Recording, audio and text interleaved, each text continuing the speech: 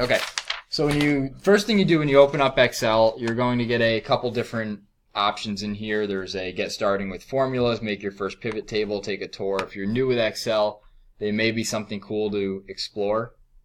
There's a lot of good tutorials and help online. There's a ton of different templates, so you may find yourself using this for other classes or tasks, budgeting your own personal finances, whatever you think. I'm a huge fan of Excel. So I clicked the just blank workbook, and that gives me a Excel page.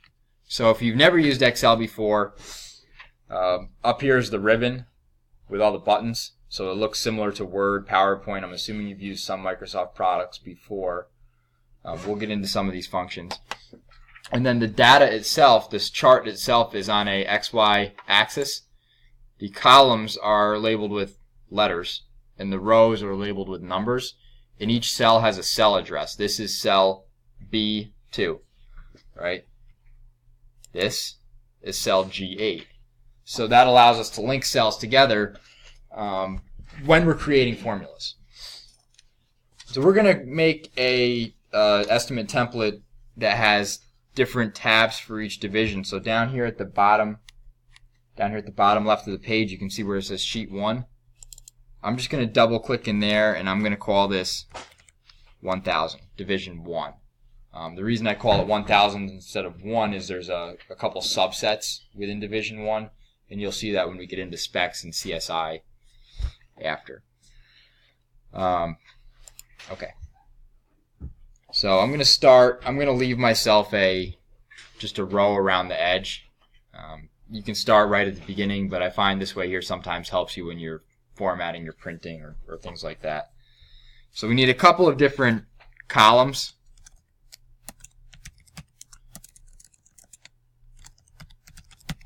We'll need one for section, so we know what CSI division we're in, description, quantity. And I'm just typing, just like you would type in Word or anything else. A waste factor, quantity total, unit,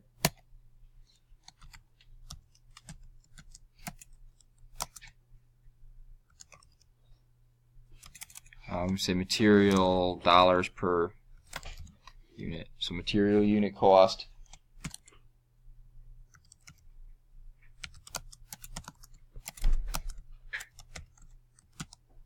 material total,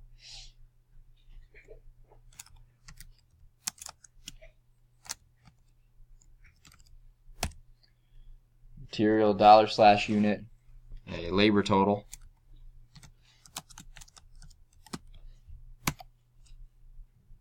subcontractor total,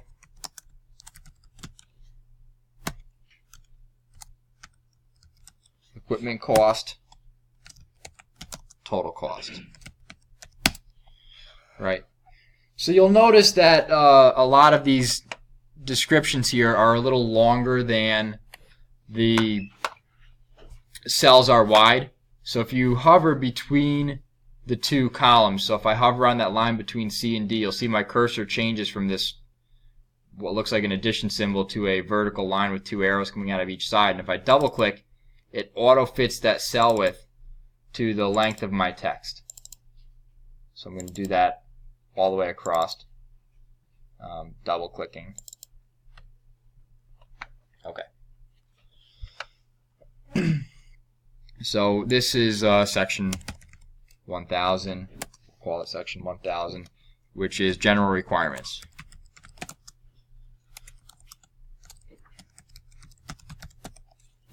General requirements. Should you spell something wrong in Excel, it does not highlight it in red like Word does. But if you push the F7 button, that is the short key for spell check. So I can say, yes, I want to continue. And you can see how I had quantity with a Y instead of a U, so that I could demonstrate the function of the spell check to you. And it comes up just like Microsoft Word, and you can change that. Material, it that's an abbreviation, so I'm just going to tell it to ignore that. And then it says you're good to go. Make sure you spell check your estimates. It looks really unprofessional when you have things kind of misspelled everywhere in your estimate. So I'm just going to skip an arbitrary amount of lines here and maybe go to line 15. Now, I want this to, I'm trying to make the spreadsheet as efficient as possible. So I could type 1000 again here, right, for formatting purposes. But if I push the equal symbol and then select the cell B3, you can see it links the text for me so that when I go to make other tabs, I don't have to change that in two places. I change it once and it updates automatically. I'm going to call this cell section totals. Section totals.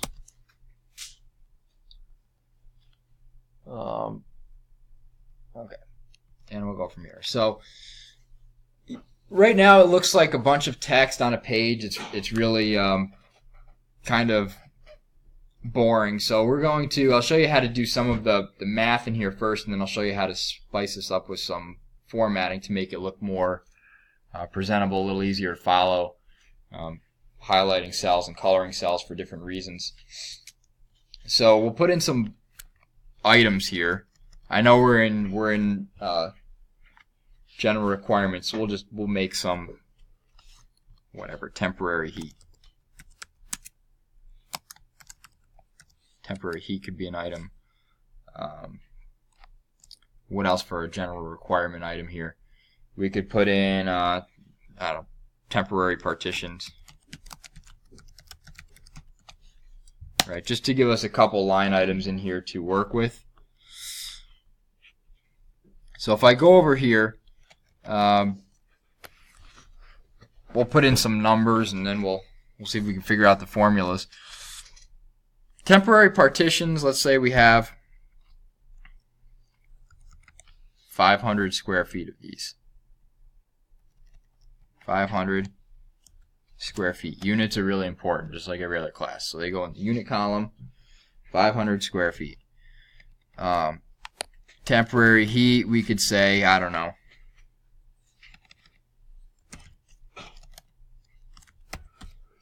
100 days. Who knows? So we have our quantity, our temporary partitions. Maybe we have some temporary concrete parking. I'll use concrete only because it's common to have a waste factor with concrete. Just put I know we're in general conditions, but we're general requirements, but we'll put concrete in here. And I don't know, 100, because that'll be an easy number for you guys to envision, cubic yards.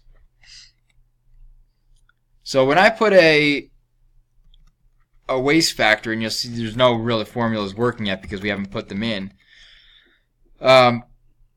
we want to be able to take our quantity that we take off and have a waste percentage added to it to get our quantity total. Does anyone have an idea how that formula might work?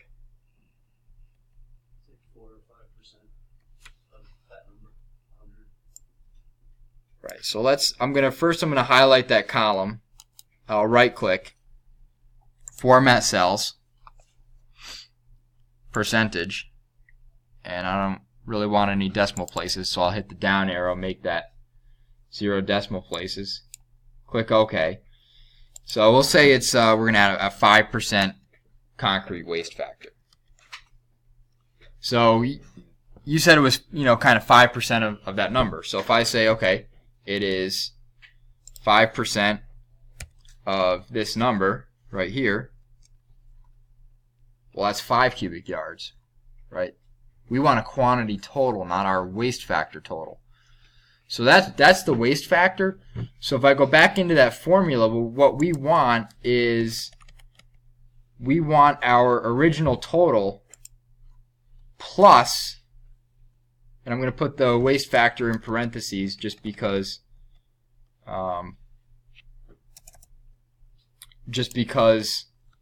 Excel is very picky with order of operations. So now when you go into here, that formula that I put in F7 is our quantity of concrete, which is D7 over here, D7, plus our waste factor times that quantity. So now we're adding 5% to the total, so we should have 105% of 100, which should be 105. Is that correct? So now when you change this waste percentage, you can change it to 10, and it'll automatically calculate. Right?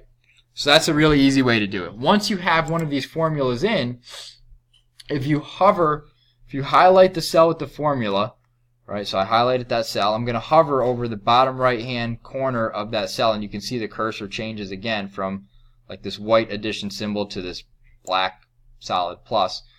And you can drag that. So I'm going to drag that up here, and I'm going to drag this down, all the way to here. So you can see items that we don't have a total in, there's 0. And items that, so temporary heat 100, we don't have a waste factor in there. They're their own number, right? Because this is 0. So you're adding 0 to the 100% that's already there. If that makes sense. So now if you were to go into these and you double click in any of these formulas, it highlights the cells that are involved in the formula, and then in the cell itself, the text, you can see D12 is blue, E12 is orange. You can see the colors on those rectangles match that formula. Question so far? Okay. So units are the unit, unit of measure. So now let's put some costs in here. So let's say our concrete, we can get the material for $100 per cubic yard. And we'll just say that placing it also costs $100 per cubic yard. Right? And just for sake of argument here, we need $500 in equipment rental, and maybe we subcontract something out. We have a ACI tester come over and do the concrete tests, and they're going to bill us $250. So now we have some numbers in here, right? As far as costs go, this whole section over here is currency. So just to make it easier, just like we added the percentage over here, we formatted the cells to be a percent.